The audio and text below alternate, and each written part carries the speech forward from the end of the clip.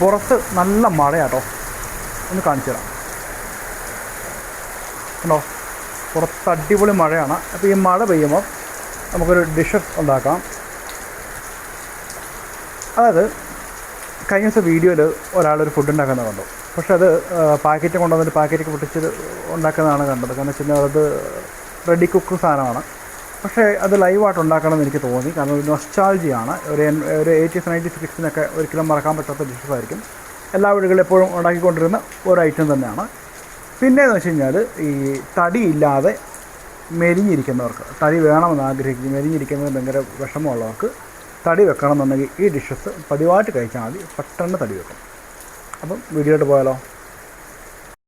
ഇപ്പോൾ നമ്മൾ ഉണ്ടാക്കുന്നത് ചട്നി ആട്ടോ ഉണ്ടാക്കുന്നത്. അത് നമ്മൾ പച്ചരി എടുത്തിട്ട് അതിൻ്റെ കൂടത്തിൽ നല്ല നാടൻ തേങ്ങാ ചമ്മന്തി. അപ്പോൾ ആദ്യം ഒരു ഗ്ലാസ് ഞാൻ പച്ചരി എടുത്തിട്ടുണ്ട്. പച്ചരി നന്നായിട്ട് നമ്മളൊന്ന് കഴുകാൻ പോകാം കേട്ടോ. ഒരു 2-3 തവണ ഇത് കഴുകണം. കുറച്ച് ഉപ്പും കൂടെ ഇട്ടിട്ട് കഴുകുവാണെങ്കിൽ അതിൻ്റെ പശപ്പങ്ങ് മാറിക്കിട്ടും. ഞാനവിടെ ഒരു തവണ കഴുകിയതായി കാണിക്കുന്നുള്ളൂ, എന്നിട്ട് അത് കൊടുക്കാൻ പറ്റും. എന്നിട്ട് അര സവാളയാണ് നമ്മളിവിടെ കട്ട് ചെയ്തിട്ടിരിക്കുന്നത് കേട്ടോ. ഇത് ചെറുതായിട്ട് അല്ലെങ്കിൽ കുനുകുനയായിട്ടോ നിങ്ങൾക്ക് എങ്ങനെ വേണമെങ്കിലും കട്ട് ചെയ്യാം. പിന്നെ ഒരു ഫ്ലേവറിന് വേണ്ടിയിട്ട് ഒരു ചെറിയ പച്ചമുളക്, അപ്പോൾ ഞാൻ കുറച്ച് വലിയ പച്ചമുളകായിരുന്നു ഇപ്പോൾ ആദ്യം എടുത്തത്. അതിനുശേഷം ഒരു സ്റ്റൗ കത്തിച്ചു, ഒരു ചീനിച്ചട്ടി എടുത്ത് വെച്ച്, പാത്രത്തിന് ഭംഗിയൊന്നും നോക്കണ്ട, കിട്ടിയ പാത്രം എടുത്ത് വെച്ചു എന്നുള്ളൂ കേട്ടോ. അപ്പോൾ അതിനുശേഷം കുറച്ച് വെളിച്ചെണ്ണ തൂക്കി കൊടുക്കുക. ഒരു 2 സ്പൂണോളം വെളിച്ചെണ്ണ ഒഴിച്ചിട്ടുണ്ട്. കുറച്ച് കടുകിട്ടങ്ങ് പൊട്ടിക്കുക.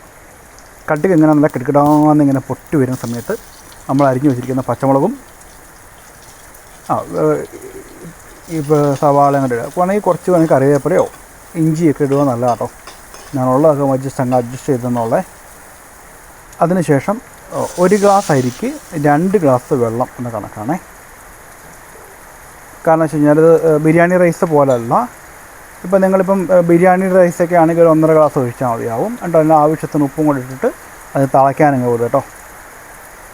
ഏകദേശം നമ്മൾ തിളച്ച് വരുന്ന സമയത്ത് നമ്മൾ ഈ പച്ചരിയും കൂടെ അങ്ങ് ചേർത്ത് കൊടുക്കാം. കാരണം വെച്ചാൽ നമ്മൾ നേരത്തെ വീഡിയോ പറഞ്ഞ പോലെ തടി വെക്കണം എന്നുണ്ടെങ്കിൽ പച്ചരി നന്നായിട്ട് കഴിച്ചാൽ മതി. കാരണം നമ്മൾ അരച്ച് ദോശ പൊട്ടുന്ന കഴിച്ചിട്ട് കാര്യമില്ല.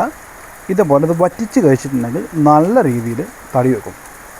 പിന്നെ കുറക്കണം കഴിച്ചിട്ട് പാടായിരിക്കും എന്ന് പറയുന്നത് സത്യമാണ്. പണ്ട് കാലങ്ങളിലൊക്കെ നമ്മുടെ വീടുകളിലൊക്കെ ഉണ്ടാക്കും. ഇത് റേഷനരിയൊക്കെ വെച്ചിട്ട് നമ്മൾ ഉണ്ടാക്കാറുണ്ട്. അപ്പം ഇതൊരു നൊസ്റ്റാൾജിയാണ്. കഴിഞ്ഞ ദിവസം വീഡിയോ കണ്ടപ്പോൾ എനിക്ക് ഭയങ്കര ആഗ്രഹം തോന്നി കേട്ടോ. അപ്പോൾ ഇതൊന്ന് ജസ്റ്റ് ഒന്നായി വരുമ്പോഴത്തേക്ക് നമ്മൾ മൂടി വെച്ചിട്ട് ഉപയോഗിക്കാം. ഇപ്പോൾ ഞാൻ ജസ്റ്റ് ഒന്ന് ഇളക്കാൻ വേണ്ടിയിരുന്ന അടപ്പ് പൊക്കിയതാണ്. അതിനുശേഷം ഒന്നുകൂടെ ഒന്ന് ഇളക്കിയിട്ടിട്ട് അടി പിടിക്കാതിരിക്കാൻ വേണ്ടി ഒന്ന് ഇളക്കിയിട്ടിട്ട് മൂടി വെക്കാം. പിന്നെ ഇപ്പോൾ ഏകദേശം ഒരു വേവായിട്ടുണ്ട് കേട്ടോ. അപ്പോൾ ഇത് കുറച്ചുകൂടി കഴിയുമ്പോഴത്തേക്കും നമുക്കത് വെള്ളം അങ്ങ് വറ്റി വരുമ്പോഴത്തേക്കും ഒന്ന് മൊത്തത്തിലൊന്ന് തട്ടിപ്പൊത്തി വെക്കണം. നമ്മൾ കുറച്ച് ആ ചൂടിലിരുന്ന് ബാക്കി ഒരു 15 മിനിറ്റോളം നമുക്ക് ആ ചെറിയ ദമ്മിൽ അടി തീയുന്നിട്ടുണ്ട്. ജസ്റ്റ് മണ്ടയിൽ ഇതേപോലെ ഒന്ന് സെറ്റ് ചെയ്ത് വെച്ച് കൊടുത്താൽ മതി. ആ ഉള്ളിലെ ചൂടിൽ ഇരുന്ന് ഇത് ഫുൾ സെറ്റായിക്കോളും. പിന്നെ നമ്മുടെ തേങ്ങാ ചമ്മന്തിയാണ്, നമ്മൾ വാളംപുളിയൊക്കെ ഉപയോഗിക്കുന്ന തേങ്ങാ ചമ്മന്തിയാണ് നമ്മൾ എടുത്തിരിക്കുന്നത്. അത് നമുക്ക് ആവശ്യത്തിന്. ഇതാണ് ഒരു ഭയങ്കര കോമ്പിനേഷൻ കേട്ടോ. അപ്പോൾ അടുത്ത വീഡിയോ കാണുന്നവരെ ബൈ.